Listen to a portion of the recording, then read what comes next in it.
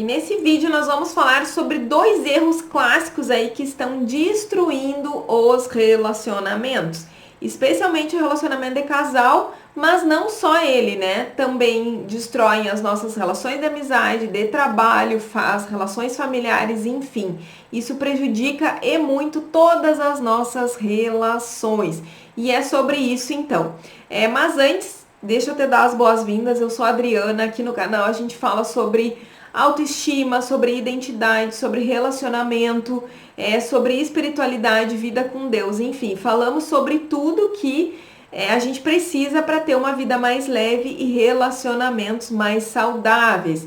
Então, outra coisa que eu sempre falo no começo dos meus vídeos, pega papel e caneta e anota, porque se tu não anotar, depois tu não vai conseguir colocar em prática. E se tu não colocar em prática, não vai gerar mudança na tua vida, tá? Então, a gente precisa realmente aprender a colocar em prática novos hábitos, novos comportamentos, para que tudo vá mudando aos poucos aí, a gente vá realmente entrando neste lugar de viver uma vida mais leve e relacionamentos mais saudáveis. Mas vamos lá então, sem delongas, né?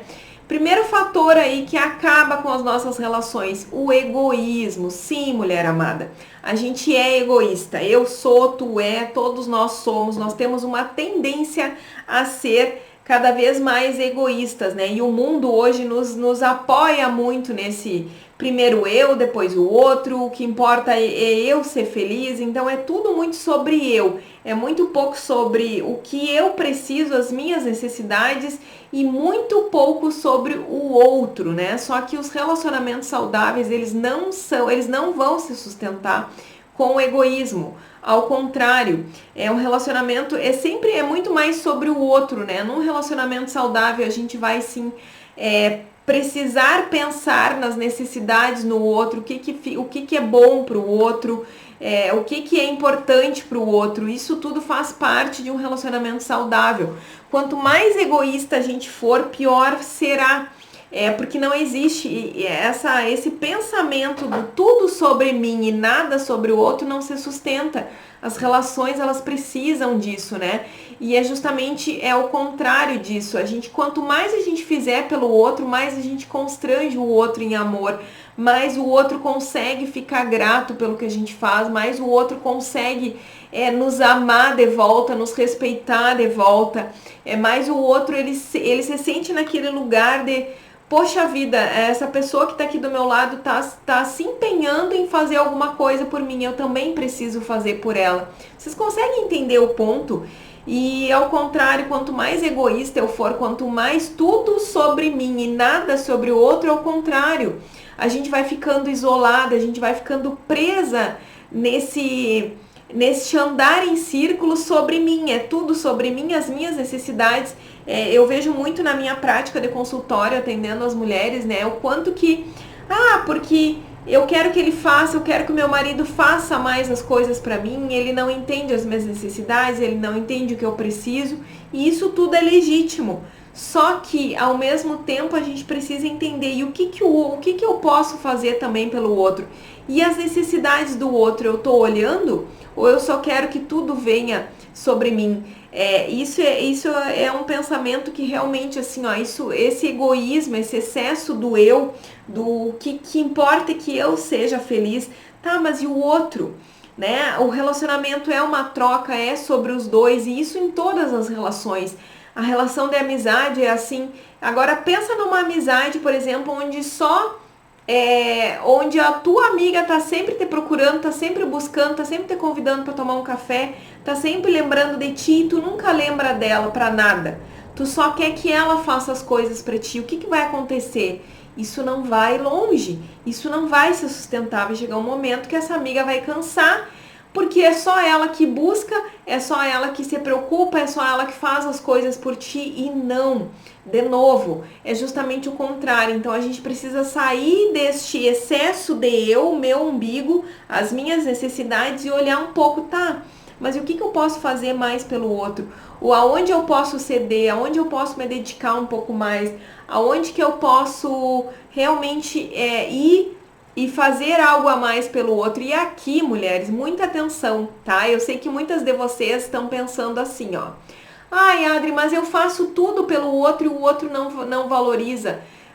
E aí a gente tem que ter muita humildade e fazer uma reflexão assim, será que realmente eu tô fazendo pelo outro porque tentando atender as necessidades do outro ou eu tô fazendo pelo outro porque eu quero modificar o outro? Porque no fundo eu tô numa postura mais autoritária, mais de mando, eu fico lá coordenando, fazendo, e lá no fundo eu quero mudar o outro. Então cuidem, mulheres, cuidem. Eu vejo que isso é uma tendência também e a gente erra muito nisso, né? Nós mulheres, nós erramos muito nisso e eu me incluo, né? Não tô falando para vocês coisas que eu não tenha vivido. Sim, eu me incluo nisso, né? A gente tende a muitas vezes fazer as coisas pelo outro visando o que o outro tem para nos oferecer. Mas eu tô falando aqui ou visando modificar uma atitude do outro. Mas o que eu tô falando aqui é mais profundo. Sobre será que realmente eu consigo fazer pelo outro independente do resultado, independente do que o outro tem para me dar, simplesmente porque eu quero ajudar o outro, porque eu acho que é importante eu fazer também ao invés de só receber, tá? Então fica com essa reflexão e já me conta aqui nos comentários se tu realmente percebe isso, né? Porque isso é algo que eu percebo muito na prática com as mulheres. Segundo ponto, então, que com certeza destrói qualquer relacionamento é a nossa imaturidade, mulher. Sim, somos imaturas, ficamos muitas vezes nessa coisa do mimimi, do ficar buscando que o outro parece que o outro tem responsabilidade em me fazer feliz. Eu fico entrando muito nesse lugar de imaturidade no sentido de eu não sei gerenciar as minhas emoções e aí eu me ofendo fácil, eu brigo fácil, eu sou aquela pessoa que se ofende com coisas pequenas, que fica levando, pessoalizando muito as coisas, trazendo para o coração coisas que a gente não precisaria estar trazendo. Então, realmente, essa maturidade, né, de entender que cada um vai oferecer o que tem pra gente. Muitas vezes a gente coloca muitas expectativas sobre as outras pessoas, sendo que essas pessoas não vão ter tudo aquilo. Às vezes a gente cria expectativas muito altas para as pessoas, né? Ah, eu quero que ele faça isso, isso, isso por mim, não vai fazer. Porque às vezes a pessoa nem tem aquilo ali para te oferecer. Então, às vezes a gente entra muito nessa imaturidade, é outra coisa que eu observo também, né? A outra coisa comum, às vezes a gente vem cheia de traumas, cheia de questões familiares, né, relacionados a pai e mãe. A gente quer que o marido supra todas as nossas carências, que o marido supra todas as nossas expectativas. Deixa eu contar uma história aqui pra vocês, né? Quase que um casamento termina. Ainda bem que essa mulher, ela veio pra terapia, ela veio me procurar. A gente fez uma mentoria na época com ela, assim, fizemos alguns encontros ali. E o quanto que essa mulher entendeu que ela estava buscando o pai dela no marido. Então, assim, ela tinha uma relação tão boa com o pai, ela era bem aquela filhinha do papai, mimosa do pai, o pai fazia tudo pra ela, que quando ela casou, ela achou que o marido tinha que reproduzir aquele comportamento. Só que não, né? Sabe aquela frase, só que não? O marido, óbvio, é outra pessoa, e um marido bom, dedicado para ela, um marido honesto, um marido íntegro, né? Ela muito bem casada, mas ela via, diz assim, ai, Adri, eu não consigo, parece que eu olho para ele e sempre tá faltando alguma coisa. E aí a gente entendeu justamente isso, né? Claro, o que sempre falta alguma coisa? Falta que o que ela tava gerando expectativa dentro dela é aquela carência da menina que ela queria que o marido fosse igual ao pai.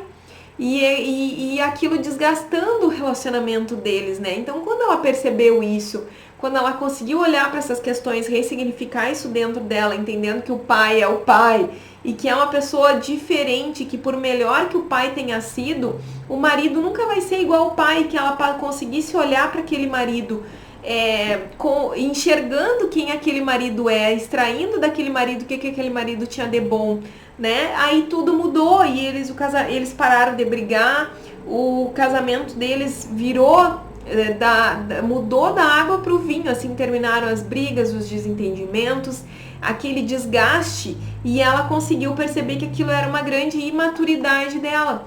Então, ou seja, ela muito imatura e sem perceber, né? Então eu falo isso com todo amor e carinho, porque realmente eu vejo que isso é algo das nossas vidas, isso é algo que acontece, né? Então cuidem. De novo, revisando aqui, ó, para não ficar o vídeo muito grande, né? Então, assim, principais fatores que destroem os relacionamentos: egoísmo e imaturidade. Egoísmo no sentido é muito sobre mim e pouco sobre o outro, lembrando que relacionamento precisa ser muito mais sobre o que eu vou fazer pelo outro. E a imaturidade nesse sentido, da gente não olhar para as nossas questões internas, as nossas dores, os nossos traumas, ressignificar a nossa história e parar de ficar buscando no outro que o outro supra as nossas necessidades. Então, esses dois pontos aqui, quando vocês conseguirem superar, com certeza vai melhorar e muito todas as nossas relações, inclusive o relacionamento com a gente mesmo, quanto os relacionamentos com nós, como eu me relaciono comigo mesmo e como eu me relaciono com as outras pessoas. Então é muito importante. Egoísmo e imaturidade. Então, mulher, pensa sobre isso, reflete, para analisar a tua vida, entende o que precisa mudar. E se tu quiser a minha ajuda, eu vou deixar, claro, o link aqui da Jornada da Rainha, que é o meu passo a passo aí, onde em 21 dias realmente tu vai te transformar numa outra mulher e transformar também os teus relacionamentos. Um beijo grande e até o próximo vídeo.